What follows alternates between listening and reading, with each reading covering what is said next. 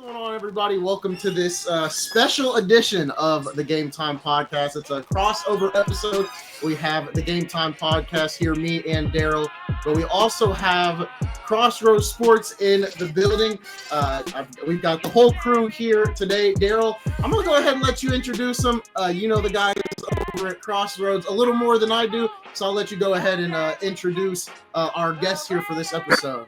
Fair enough. I got the two legends of Crossroad Sports here with me. I got my man Jonathan Birdsong from the East Side, fellow Pacer fan, also Ball State alum, and his trusty partner is Brandon Reef, also Ball State alum, and also now a Northsider who just came back in town to spend some time with us today.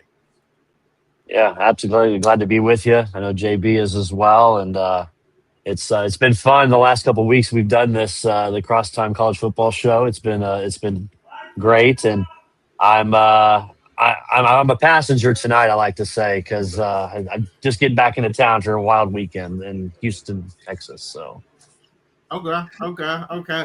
Well, fellas, we can start it off wherever you guys want to. We talked about some college football earlier today.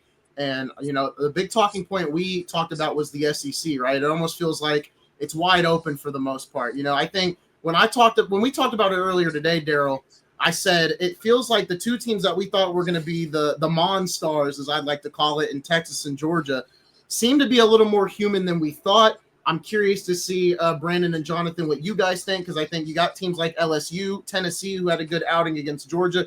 What are your thoughts on the overall conference that is the SEC? And because for me, I think Georgia will find its rhythm. I think this was their first big opponent. Maybe that's why the game was so tight and went to OT. So I'm really curious to see what you guys think as the SEC as a whole. The demise of Alabama, you know, is reported, man. You know, they had a good game. There's no way you can walk away from that Wisconsin game and see how they manhandle management. That's how I like to put it. Wisconsin and like I said, and that is not U of Monroe or that level of, you know what I'm saying. Wisconsin got a budget. You know what I'm saying. Everybody knows this. Wisconsin will probably send at least two guys, maybe in the next 2 years, right, or this year for sure, into the NFL, man. However that looks, defense, offense. You know what I'm saying. You already know that. You know what I'm saying. So you know what I'm saying. Ain't like they was playing some bums, right? You know what I mean. So I look at it, you know what I'm saying, the demise of Alabama, guess what, y'all? Crossroad Sports, this Jonathan Bird still got them losing 4 this season. But, you know what I'm saying, their demise as them being, you know what I'm saying, the face of the league, that, you know what I'm saying, that particular league has been greatly exaggerated, man. You can say the same thing for LSU, who we always are critical of, especially since Brian Kelly's been there since coaching, man. You know what I'm saying, they got into a tight one, which I kind of thought was going to be tight, but they got into a tight one last night against Florida, and like I said, they pulled it out. However much you want to, you know what I'm saying, criticize Texas and Arch Manning's play, you know what I'm saying, I get it, man. You know what I'm saying, it doesn't necessarily look like Uncle Peyton or whatever, but again, we still only talking about, you know what I'm saying, small years into his quarterback play. But again, Texas still looks the part defensively, you know what I'm saying. And when you talk about Georgia, hey man, Tennessee spotted them up two scores, man, and you still got to play perfect game against Georgia. So I expect Georgia again. That's, you know what I'm saying, the overall play kind of gone away. No, Paul Feinbaum won't be whining on Monday. You know what I'm saying? Anytime, you know what I'm saying, but whining about the SEC got hoodwinked and hard. You know what I'm saying? No, because Vanderbilt, you know what I'm saying, did the unthinkable as well and beat South Carolina. So like, no, I think the SEC is just it's strong, fine. It maybe not as deep. You know what I'm saying? Florida ain't that good, you know what I'm saying, for darn sure. And, you know what I'm saying, we can kind of nitpick here and there. But, like, nah, man, they're still power conference to look out for. Brandon, what are you thinking? Yeah, I mean, I said it on our show, and I said it last week on this show, is, you know, Georgia was a sleeping giant that nobody, I've heard nobody talk about Georgia leading up to this past week's game. And the fact that they were only, you know, 3-point favorites against Tennessee in that game kind of shows the stiffness with what Georgia can do out there.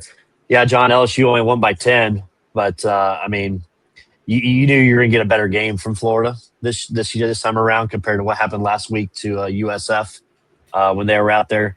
As you said, Texas continues to do its thing. Oklahoma, I think the big winner of the week, Texas A&M, the Milkmen, going up to Notre Dame and winning. Hell of a drive there at the end. At least there was 22 guys on the field. It may look like 44 to me that last night watching it. But, to me, Texas A&M, a little bit better than I thought they would be this year so far from what I've seen. And I think that's just another team that adds to that the top pantheon of the SEC conference, right? You talk about South Carolina losing, dominating loss. I was shocked when I woke up this morning and saw the score to that game.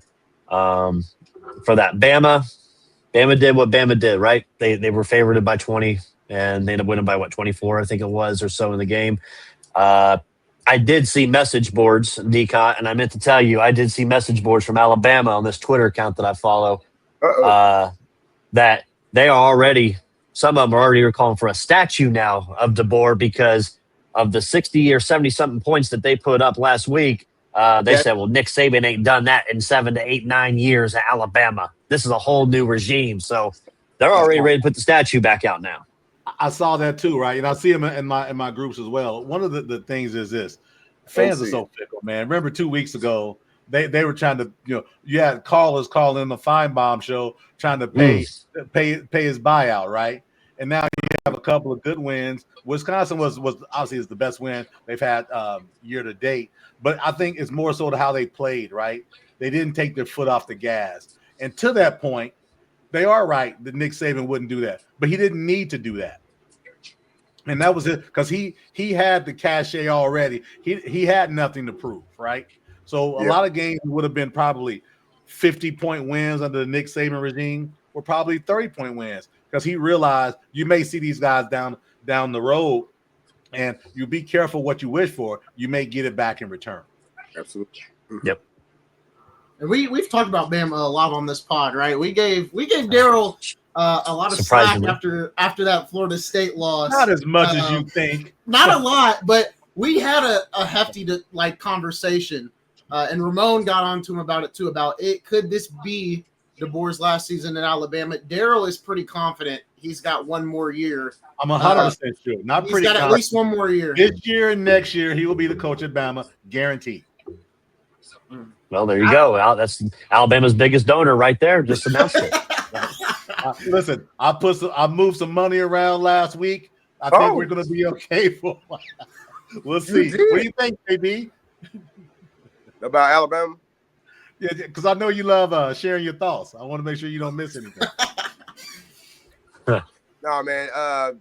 Still got more football, but I would be careful as as we kind of transition maybe the conversations, man, because college football is not the NFL, and just overnight we had 2 college football coaches from UCLA and Virginia Tech just kind of lose their job, kind of up, and there was no flair last year with UCLA football, definitely no kind of coming in 0-3, but like we have to be careful. Programs and colleges have to be careful as they navigate, this change, this potentially getting ready to happen where they adopt more of a NFL football model. It's nothing for an NFL team to kind of go through a coaching change early on in the season. A college program, like I'd kind of wrap my mind around that. A college program, like guys go to schools for coaches and recruiters. And when you take the master coach or recruiter out of the equation, like, what am I still doing here? I'm NIL. Yeah, okay. Well, we can get NIL somewhere else. You know what I'm saying? So I would be careful, about, clipping somebody's wings so early on a college football program until whatever happens in these super football conferences and start happening. You know what I'm saying? I'll be careful, like, what they do and how they move coaches around. I think nothing's better than the Big Sky. When the Big Sky put out a tweet and they roast UCLA. Yeah, you saw that. You saw that too, huh? Well, is it not? So, like, hey, man. So, is it not the thing? The thing. So, like, fan engagement and how much money they got to come into the program. That's what fuels college football programs. And you got UCLA playing. USC is different. USC is a national brand. It's been a national brand from a football standpoint. From a national brand, UCLA is not. I mean, that's West Coast football. You know what I'm saying? All those kids, you go to UCLA, because you're going to play San Diego and California and whoever else. Your mama's going to come up there and see you. You know what I'm saying? Your cousin Crips and Bloods and whatnot, they're going to come see you. You know, all jokes aside, they going to come see you. They're not going to come see you if you playing Purdue. You know what I'm saying? They're not going to come see you if you got a game against Rutgers. Yeah, that doesn't, that, you know what I'm saying? And it's in Maryland.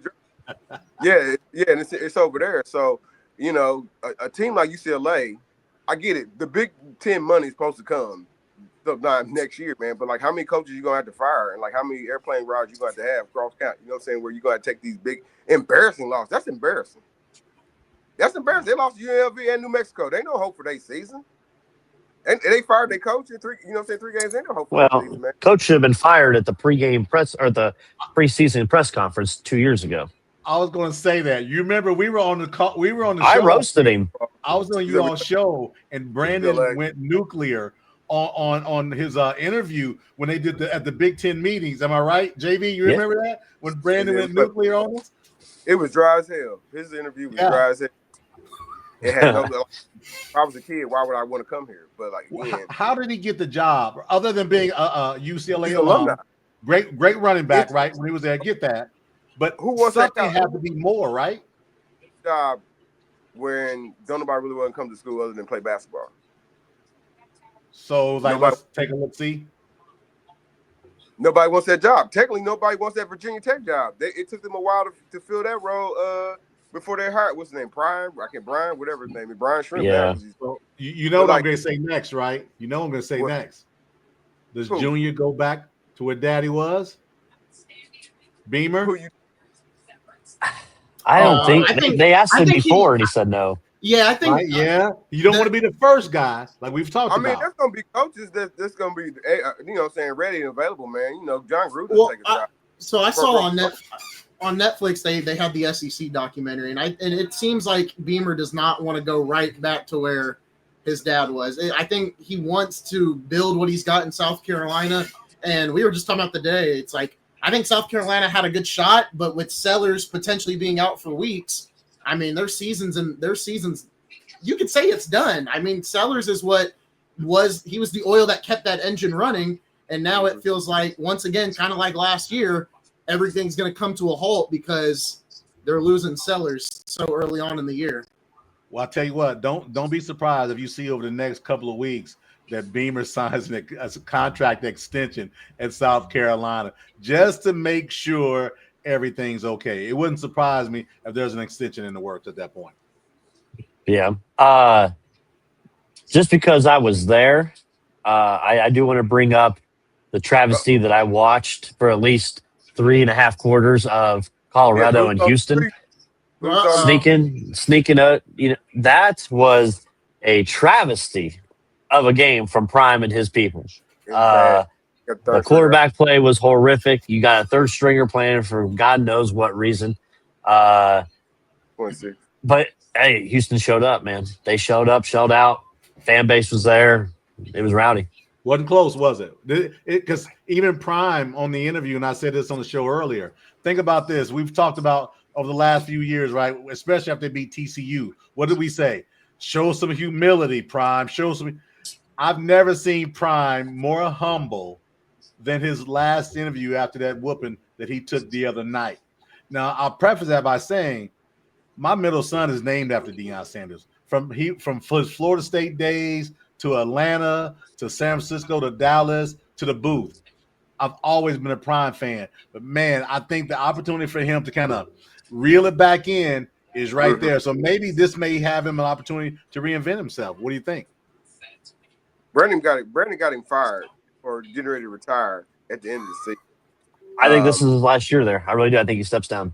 Well, I mean, his health was a big question mark throughout the whole offseason and everything else. I think we were talking – we did an episode regarding Belichick, and then we also talked about Colorado. And I posed a question, like, what if he leaves Colorado? And Darrell, at that time, which was about a week and a half ago, you were like, no, I don't think he leaves Colorado.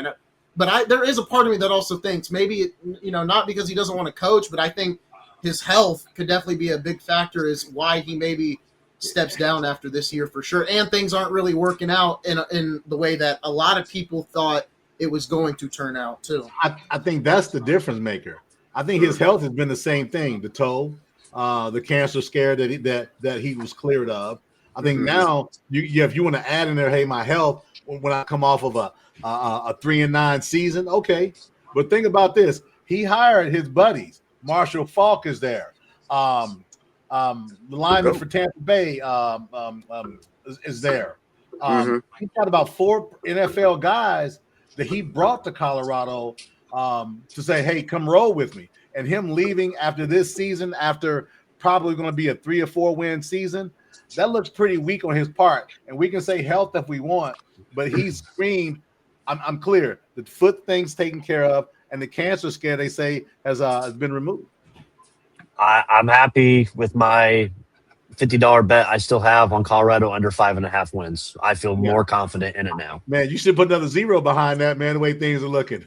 I know, right? It was because I'm trying to bring up their schedule now. I mean, they're home against Wyoming, and then they're home against BYU. I think the BYU game is going to be a loss.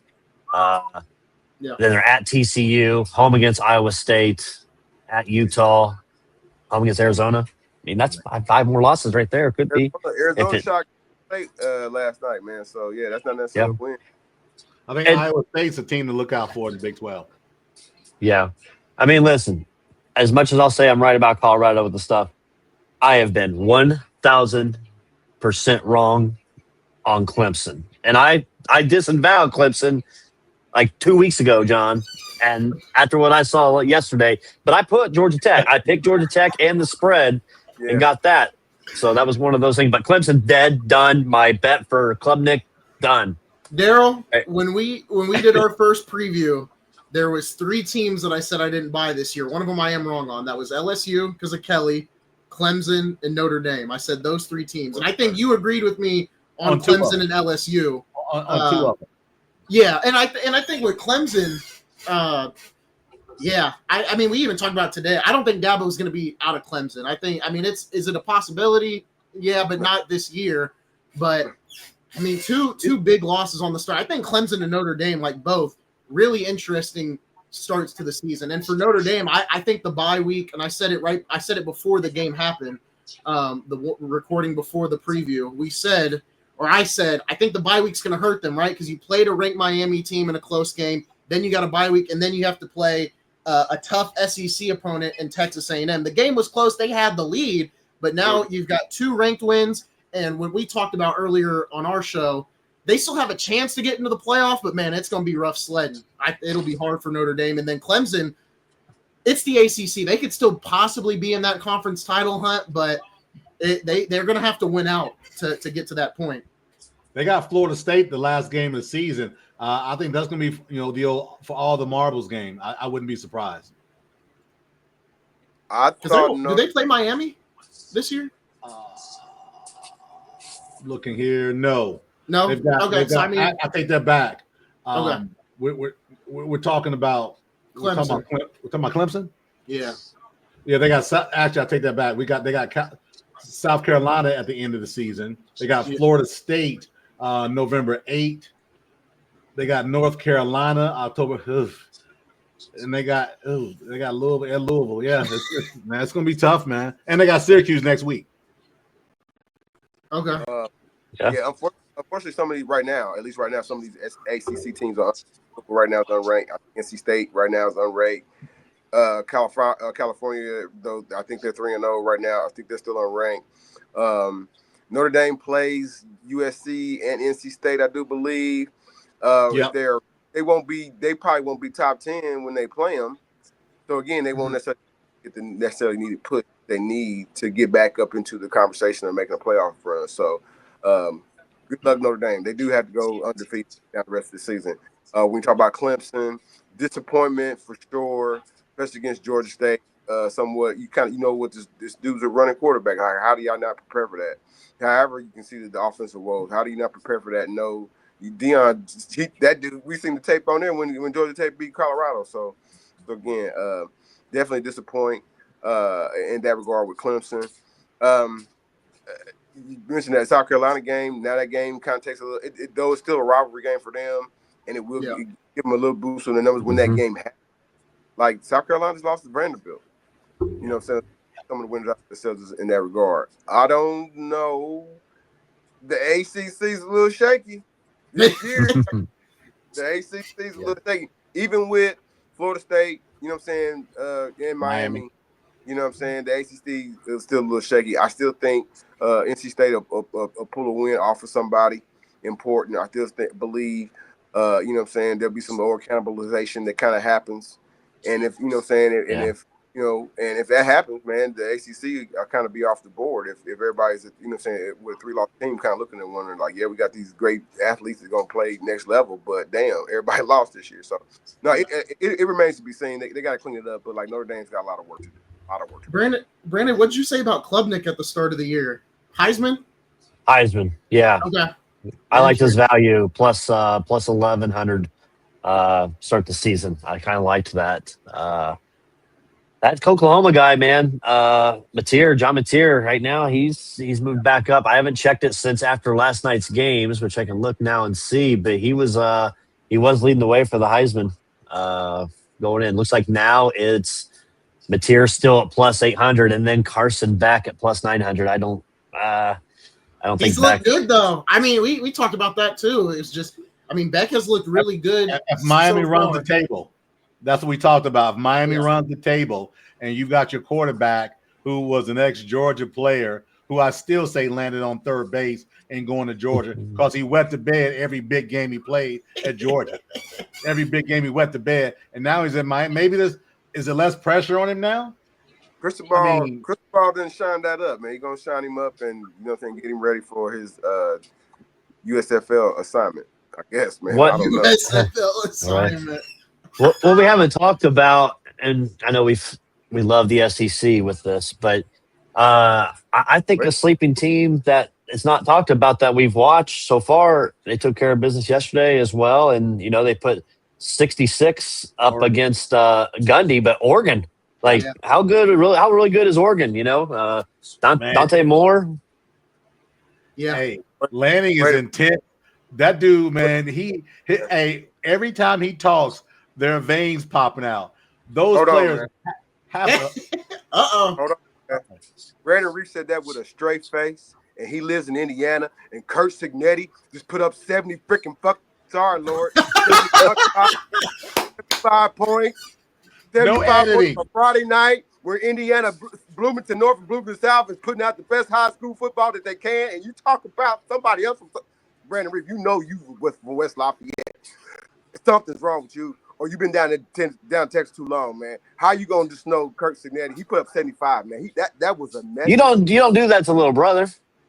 Okay, guess what he gonna do to cousin over there in Illinois next They're gonna have to raise tuition for your daughter now. You have to pay more to give us Indiana State. Talk to us, JB. I want to listen. Ramon wanted to be on, but he couldn't because he's watching film.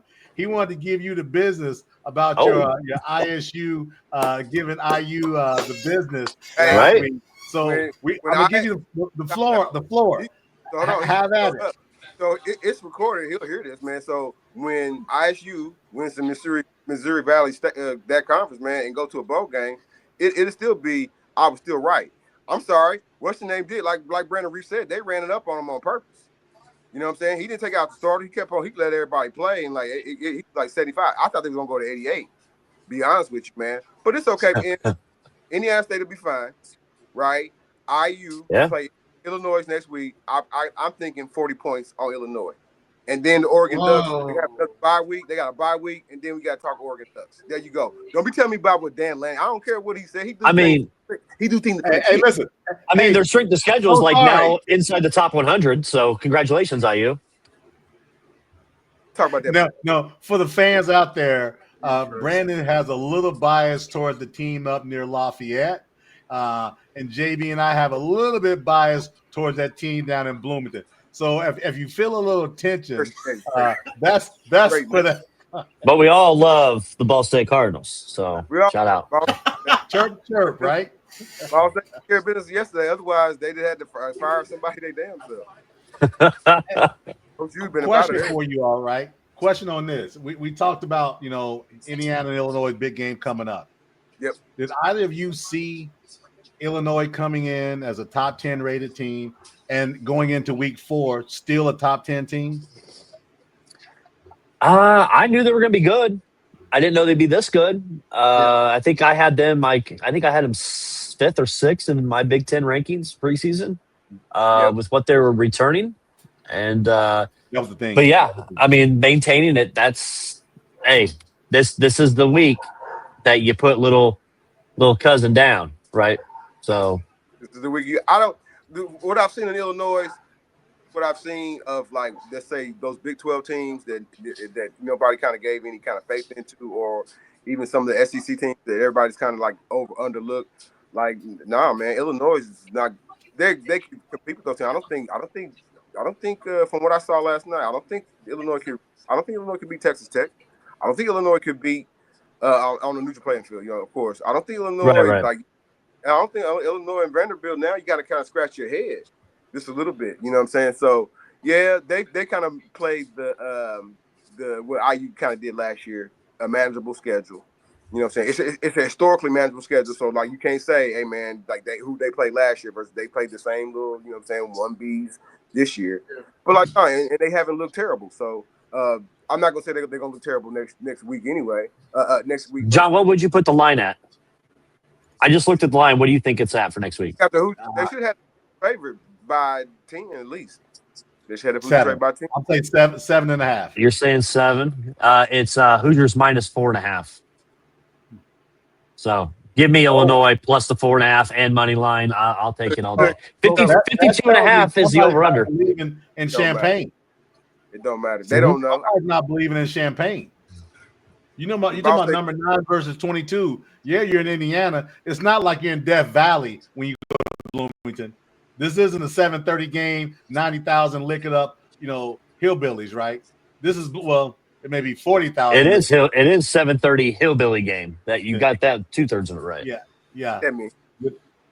If it was in Illinois, I think I'd give Illinois more credit. But I think with it being in Bloomington, and I'll give Signetti props for last year. They were able to win some games. There wasn't a lot of big games in there, right? They lost to Ohio State. They lost to Notre Dame. But I think this is a game they can win because when I look at Illinois, this is the first year they're very high ranked, stuff like that. I want to lean Indiana because I really don't have a bias to any of the Indiana teams. I like Butler, but that's basketball, not football. So really a lot of the Indiana football teams that are at the top, I don't have a real bias towards, but I will say since Indiana is at home, I think Indiana can win this game, and they probably should win this game because if they don't, you look at it last year, right? They lost to they lost to Ohio State, lost to Notre Dame. Other than those two teams, there wasn't a lot of major competition on that schedule last year. I don't know about it this year for the most part, but I think for Indiana, this is a must-win game for this program because you got to be able to beat this type of competition because whatever the media wants to think about Illinois or what everybody wants to say about Illinois, they are ranked very highly, and this is going to be a big win for Indiana when we get down to Selection Sunday. Well, I'll tell you this, right? Think Brett Bielema. I'm going towards the Illinois side. The guy was, grew up in Wisconsin, not grew up, but grew up as a coach in Wisconsin. Yep. Went to Arkansas, got his butt handed to him in the SEC for about 4 years. And believe me, the natives down there wanted him gone after year 2. Started trying to recruit like an SEC guy. Got rid of him. He goes to Illinois after he replaces my guy Graybeard, that was the coach of the Chicago Bears. Lovey. Lovey Smith.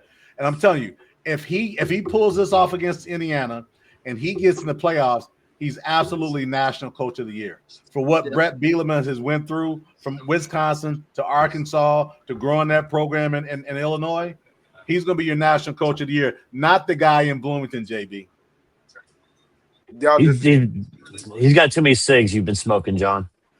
Yeah, hey man, when it happens, they question me, my friend. They question me all the time, and all the time I end up coming out right, man. So we shall see next. It's going to be an interesting game. We should get. I mean, we're tied in Pick'em now, so I had a great week in Pick'em, so we're tied. I had a horrible. Okay. Hey, question. So, I want to pivot on fan base. So, on our call earlier today, we were talking about fans, and I said really clearly, the best fan base in the country is Team X, but I don't want to say who it is because I want to create a bias because I know you always bias anyway. But who do you two think nationally. It's from A to Z, best fan base. I'm talking traveling, loyalty, and all of that. You talking about college? Because the Cowboys. College football. Only college football. Oh, What okay. show is this? Come on. Colleges have fan bases. Go ahead, John. I'll let you go first. College. It's college. The best and biggest fan base is going to come down to the top three: Ohio State, Michigan, and Alabama. And that's. He said pick one. You don't know the rules for these shows. You got in late. Rules JB. for thee, but not for me. Is that what the saying is? Clearly. Anyway, Who do you feel has the best? The best. We're gonna go with Michigan. Absolutely. Okay, go with Michigan. What you got, Brandon? Ramon, I was teeing off with Michigan. Michigan was going to be mine with traveling. Secondly, I guess if you want to put like 1B, I love what they're doing at Penn State with the fan base, the traveling, the game time atmosphere. That place is sold out, right? Every game, the whiteout, the fans listen for what if it's a blackout, a whiteout, a blue out, you name it. I like Penn State. Maybe 1B if I couldn't take Michigan. I guess I'm lone wolf. I said Nebraska Cornhuskers head and shoulders. The way they travel, the way they take over cities. Nebraska. They took over South Bend a few years ago. With a loss. And this is noted. They took over South Bend. Remember they had the home and home? And think about this. Nebraska hasn't been worth a darn in 20 years. True. I know. Well, I mean, And that's what I was thinking about, right? Because they haven't been very good, and they still come out. That was my thinking. We're going to see next week. I mean, so they play Michigan next week. Michigan's ranked. They're 21st. There is a part of me that thinks Nebraska could be back, or they're 1 year away from being 1 year away. My favorite saying this year has been 1 year away from being 1 year away. That's how I feel about Nebraska as well. I'm curious to see because we're getting to this point in the season now where it's like we're going to see who we can buy in on, who is legit and who isn't legit, right? I think last week for me and Darrell both, it was a reality check on Michigan, the way Oklahoma was able to handle them. And it was like, okay, Bryce Underwood probably still needs another year before this Michigan team can take that next leap because I think he's going to be the reason why they take that next leap. Where on the flip side with Nebraska, I think everyone in that Nebraska Cornhuskers fan base expects Raiola to take that leap this year, right? Last year, there were some highlights. All right, you got your clicks. You got some clicks for the school and everything else. But I think this year for him and Matt Rule, it's about taking that leap and making this team somewhat of a contender this year in the Big Ten. But at the end of the day, for the Big Ten, it is going to come down to Oregon, Ohio State, and then obviously Penn State will be there. But I think when it's all said and done, it is two teams. It's Oregon and it's Ohio State. Penn State better be more than that. This is the year. Penn State better be more than that. Yeah. No, I agree. I don't see it happening. Underwood's the deal. We can't trust Franklin.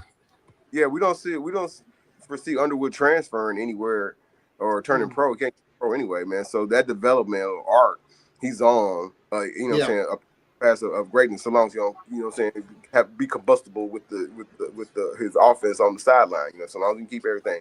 When I think about Michigan versus Nebraska, it's a home. It's still crazy. It's gonna be on. It's a road game for Michigan, right? So it's gonna be that.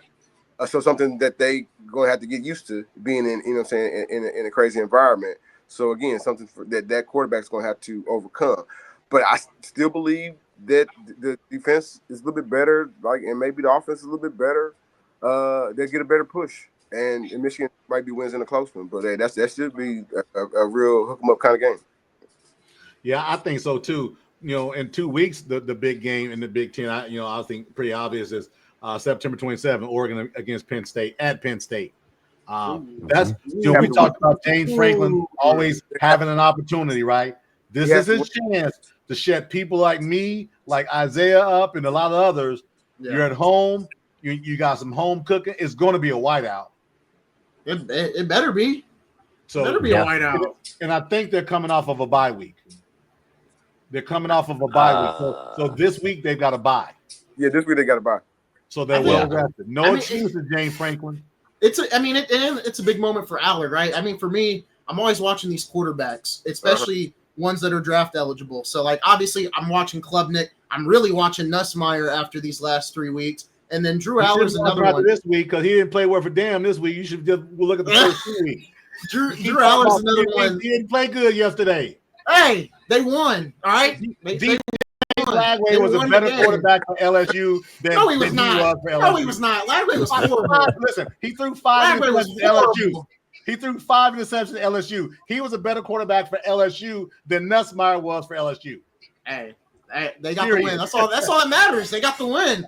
But for me, I think for Aller, and I've been watching a lot of Todd McShay as well. And I think for Aller, this is a big year for him because I think he can be a first-round pick. But I think from listening to McShay and some other people, he's not top of the first round. He's more like late first round, early second round, which I wouldn't have thought of heading into this year. But that's where they have him right now. I think this is a big moment for Aller. And the one thing McShay said, he's got the arm talent, he's got the tangibles and everything else, but can he win the big games? I'm excited to see if Aller can get some revenge on Oregon after that Big Ten championship loss. Can't go 19-33 against Florida International and thinking you're a first-round pick. I told John I thought a NFL comparison going into this season for Drew Aller, NFL comparison was a Bo Nix. And I don't know right now if he's better than Bo Nix. Going into, I know Nix, we just watched play, and the man's got some zip on that ball still. They're in college, go from college to college for another 5 years to be Bo Nix. Oh, well, obviously, yeah. 27. Yeah. Super senior, Jonathan would say. So he's got some seasoning to do.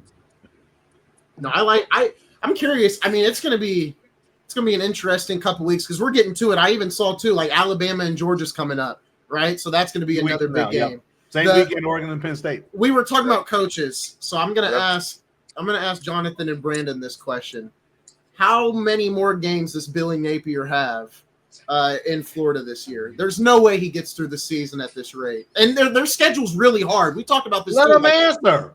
No, go ahead. I'm sorry. Yeah, it's important. Hey man, I think Billy Napier. That's they not necessarily going to dismiss him because like somebody else did. It's the vogue thing to do right now. They'll let Napier. That's a pro. To me that those moves are kind of program crashers. So they know their season is kind of on toast level anyway. But don't crash your program because you still want to have whoever kind of comes in. You know what I'm saying, the fan base to be excited about, and your recruits. They still gonna be showing off recruits. Hey, come to Florida, come to Gainesville. So like, nah, man, they'll let him lose gracefully. I've circled October 19th. Okay. What is that? That's the game at home against Mississippi State. Before that, you got at Miami, home against Texas, and then at A&M. So they're gonna let him slide there. It's top 10 teams. If we lose, okay. But Mississippi State, I know they had their big win last week, but you lose at home, Mississippi State, right before you play Georgia in the world's largest cocktail bowl. You can say, hey, to the fan base, you know what? If we get drummed by Georgia, well, guess what? We have an interim coach in here that we're looking for winning. So I think it's October 19th, 20th when they get rid of them. Here's what I'll say to this, right? This matters, as you all know, recruiting. So they're number 14 right now in 2026 recruiting. They've got 4 stars, 3 5 stars. That's going to matter as well because Florida doesn't want to lose those guys. So there may be an opportunity to say, listen, let's cut it now. Get a coach in here so he can go ahead and re-recruit those guys. That may be a thought process as well. Maybe. Buyouts looking 19 mil. Yeah. I mean, they had the donor money last year, so we'll see. That's not crazy money, but you just think about those commits, right? They're watching, and you know how it is. These coaches are calling these guys already. Hey, he's not going to be here. He's not going to be there. Right. So, yeah. So that's the highest Florida's been in a while. He's 20-21 now. His career at Florida. If you compare it to the last 3 coaches, Dan Mullen was 31-9, McElwain was 22 and 16 over 3 years, and Muschamp was 24-16. So it's about the 4-year window, right? With Napier, that's what Florida does with their guys. Yep. The thing with the coach that the prior coach, was left Mississippi State. He alienated the whole state of Florida, though. This dude was one of the most arrogant. He's at UNLV now, and he's 3-0, by the way. He's one of the most arrogant coaches that you've seen, and I think he turned a lot of people off to him. He had a winning record and got fired, and he wasn't embarrassing himself. And remember, he was the last coach that took him to SEC title game where they got thumped by Bama. So he was there. But what does that tell you? A guy's winning like he had one, and you still get rid of him. Yep. Yeah. Where you guys want to hit next? I just kind of bouncing around. So where do you guys want to go on? Yeah, we'll usually hit real quick and kind of just go through some of the big games for this coming week that we've got. Just looking ahead locally here, it's not big game, but Purdue, Notre Dame, that after the 66-6 game or something last year. The spread right now is 26.5. Notre Dame. I thought it would be bigger than that. So that's something I'm gonna look at. But I'm looking forward to the Texas Tech Utah game. That's number 17 and number 16. Yeah. Big noon on Fox. I told John, we were giving our Big 12 predictions in our preview show beginning of the season. We both had Texas Tech up there winning the Big 12 with what they can do down there. And, with Morton back there passing the ball, I think that dude could be NFL talent. A sneak talent, like third-round pick. Okay. Well, those guys usually stick, right? Probably first 4 rounds are usually guys that can stick, that they want to stick anyway. Mm-hmm. And you got rivalry week. You got Oregon State in the Civil War.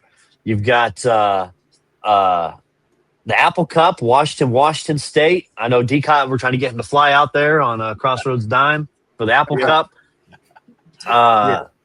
Auburn, Oklahoma. What D-Cot, let me ask you. Auburn, 3-0, 22 in the country. Thoughts on them, real quick?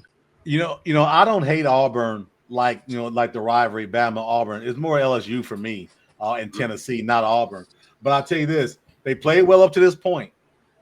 This is going to be their measuring stick because after that they've got A&M, Georgia, and Missouri, and then Arkansas back to back to back to back. This is that stretch to see if they're real, and it starts with Oklahoma. They're at Oklahoma though, so I got a feeling Oklahoma's riding high. They came off of a win this past week. I'm taking Oklahoma, man, and it's probably going to be. If you take a look at it, Brandon, I bet you they're probably giving 7.5 to 8.5. OU minus 6.5 right now. They show. So and for Oklahoma, you just talked about it, right? The measuring stick with for Auburn. I think this is a big test for Oklahoma too, because after this, say you beat Auburn in this game, you play Kent State the next week, which is an easy win, but then you hit the ground running basically for the rest of the year. You've got Texas at Texas, then you got South Carolina at South Carolina, home against Ole Miss, at Tennessee, at Alabama, home against Missouri, and then home against LSU. So it immediately, like right after this game and then the Kent State game, you're hitting the ground running. You've got tough competition. Obviously, if South Carolina doesn't have Sellers, it's probably an easy game, but it's the SEC. We'll see what really happens in that one. But we talked about it a couple. We talked about it a couple episodes as well. Getting real. It's like if Oklahoma, we'll see what happens with Oklahoma now, because that's another team where it's like when you look at the SEC and it's kind of an open door at this point.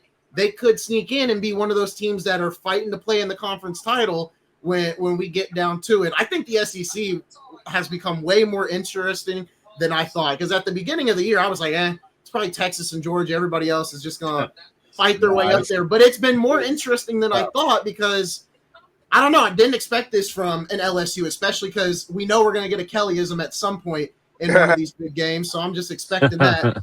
And then Oklahoma, they've been saying it down there in Oklahoma. I got some family that loves Oklahoma that said they've been building to this year. So let's see what happens. Let's see if Mateer and this Oklahoma team is really ready to put the pedal to the metal and compete for a conference title, especially with the way Texas has looked these last couple weeks.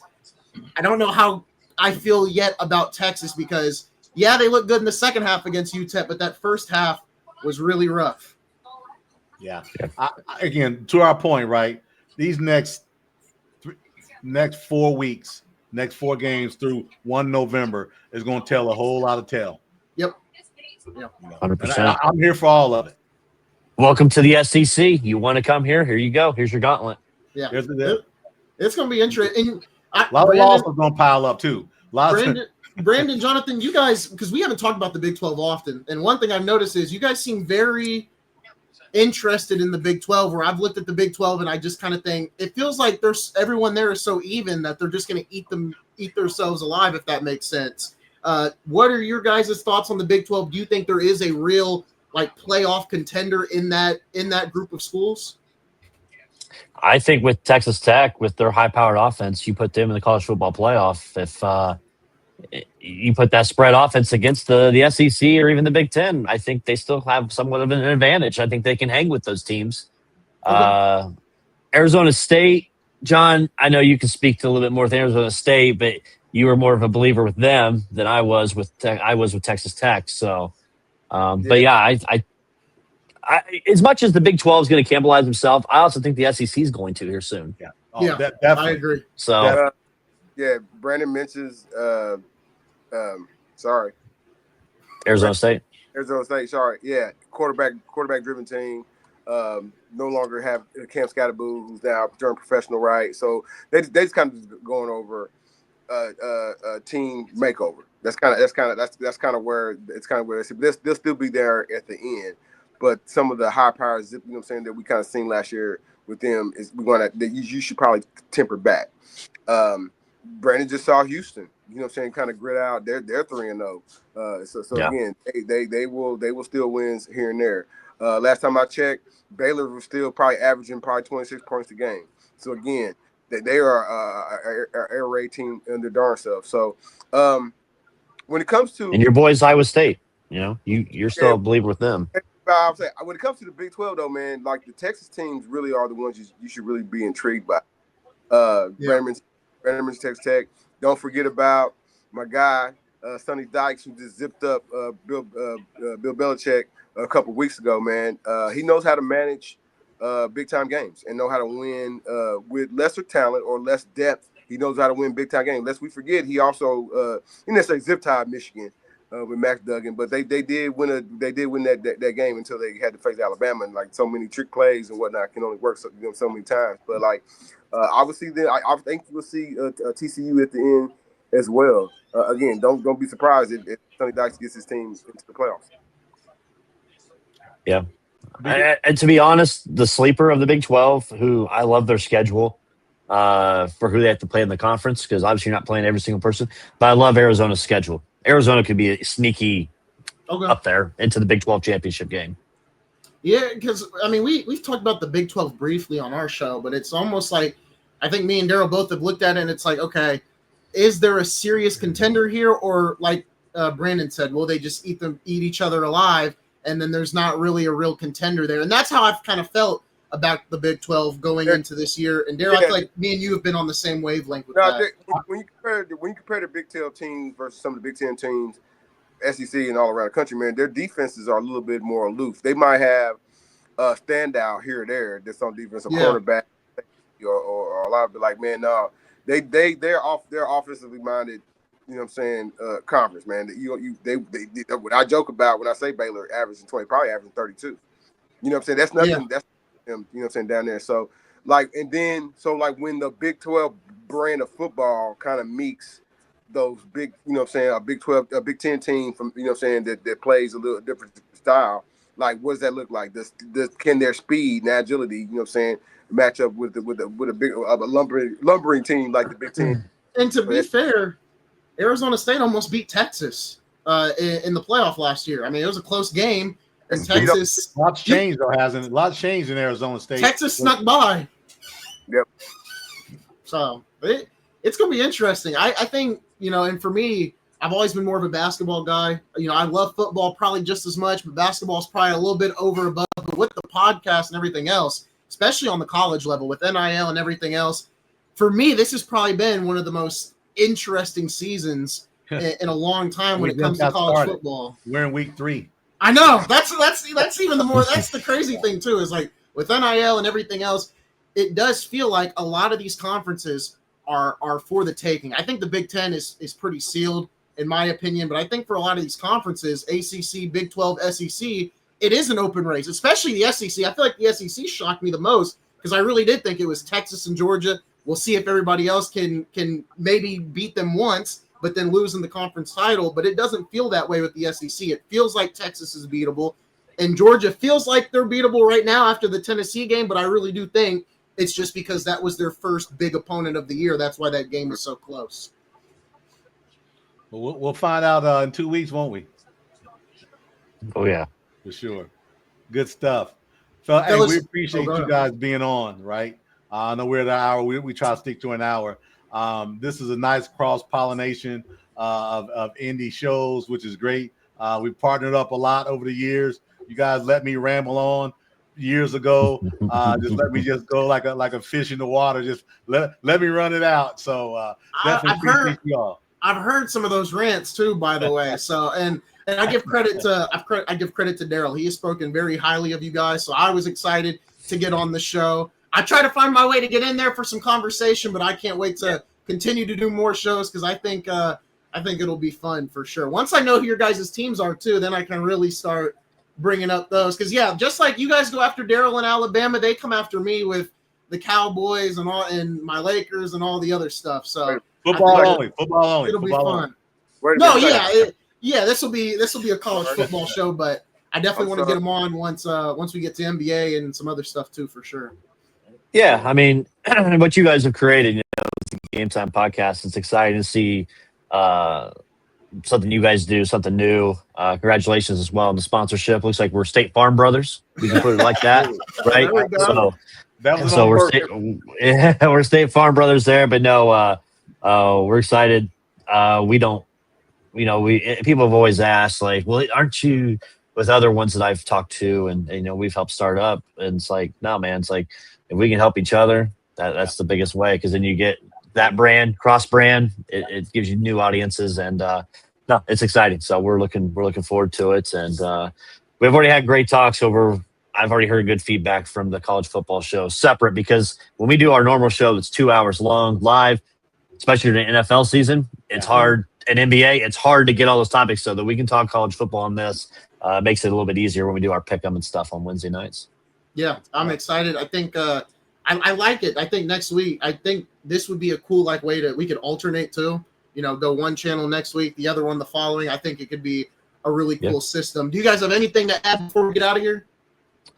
I don't. Yeah, next week, Crossroads. We'll host next week. The week after, we'll have you guys go back to hosting that one, and I'll be coming back from a cruise, so I'm a 3-hour flight from LA that night. So I will be tuning in, maybe from a plane. I don't know yet, so we'll find out. Ginger ale and water.